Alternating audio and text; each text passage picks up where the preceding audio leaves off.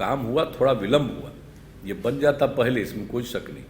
तो थोड़ा विलम्ब हुआ, उसके बाद काम हुआ शुरू। और जैसा ललन बाबू ने भी बता दिया, एक बिल्डिंग में तो टोटल इनसे रिकमेंड कराया गया और बाकी बिल्डिंग में ये सब बता दिए, हम सब लोगों का उसमें रिकमेंडेशन हुआ, सब बात बता दी और वही बन रहा है। हमको जानकारी मिली है और डीएम ने सूचना दी है कि बाकी जो दूसरा है बहुउद्देशीय सभागार भवन का जो निर्माण चल रहा है, अब ये बता दिए हैं कि 3 महीना के अंदर हो जाएगा। हम तो चाहेंगे भाई इसको और जल्दी करेंगे, कोई भी ज़रूरत और किसी तरह के है सहयोग की ज़रूरत है तो वो सहयोग भी मिल जाएगा, लेकिन तेज़ी से इस काम को कर दिया जाए, ये बहुत ज़रूरी है बाढ़ के लिए। आज जो बन गया है सामुदायिक भवन, तो आप देख लीजिए कि मीटिंग हॉल बड़ा हो गया और उसमें वही हम देख करके कहते कि ये सब काम होना चाहिए। और फिर उसमें 9 सुसज्जित कमरे हैं, किचन का भी निर्माण किया गया है।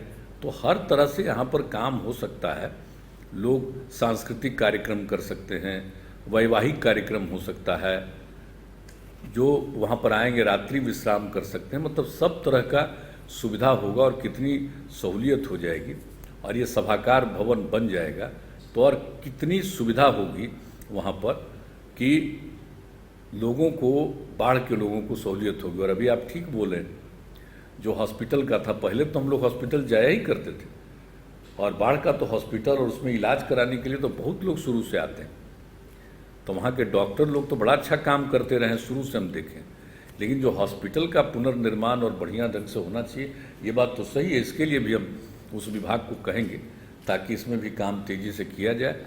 और हर प्रकार से बाढ़ के लिए हम सब चीज़ चाहते हैं कि ठीक हो और लोगों को सहूलियत हो। तो उसी दृष्टिकोण से सब तरह का काम हम लोग करते रहें। आज भी उसी काम में लगे रहना है। और सब लोगों ने जो कुछ भी बात कही है, तो आज मुझको खुशी हुई कि कम से कम उसको देखने गए थे हम लोग, जो वहाँ के इस दृश्य को, और उसमें हम लोगों ने समझा था कि बढ़िया से इस काम में सामुदायिक भवन का निर्माण करवाएंगे। तो वो सब काम जो हो गया, ये बहुत अच्छा है कि डाक बंगला का जो परिसर है उसी में एक तो बन गया। अब उसका लोग कितना बढ़िया ढंग से जो यहाँ पर डाक बंगला है इसको भी ठीक ठाक करना। और अगर देख लीजिएगा डीएम साहब, अगर ज़रूरत पड़ेगा तो डाक बंगला भी फ्रेश बनवा देना। अगर देख लीजिएगा उसका कुछ नहीं, उसको भी फ्रेश बनवा देना। और उसके लिए जो कुछ भी ज़रूरत होगा हम लोग पूरे तौर पर मदद कर देंगे। तो एक एक चीज़ ठीक ढंग से होना चाहिए। और कितना बड़ा एरिया है, और बाहर तो जिला परिषद को इसके लिए आमदनी भी, बाहर कई दुकानें खुली हुई हैं, गेट के बाहर, कैंपस के बाहर, तो सब तो हम लोग देखते ही रहे हैं शुरू से। तो कभी आगे भी मौका मिलेगा तो हम तो ज़रा, मेरे मन में इच्छा है कि एक बार जा करके हम इस सब जगहों पर ज़रा देख लें। और भी कोई ज़रूरी चीज़ होगा तो उसके लिए हम ज़रूर कोशिश करेंगे और आगे इसको बढ़ाने की कोशिश करेंगे। तो आज आपके बीच में फिर एक कार्यक्रम में शामिल होने का मौका मिला, इसके लिए हम तो ललन जी को हम बहुत ही धन्यवाद देते हैं कि इन्होंने ही मुझको कहा से कुछ दिन पहले कि वो तैयार हो गया कर दिए।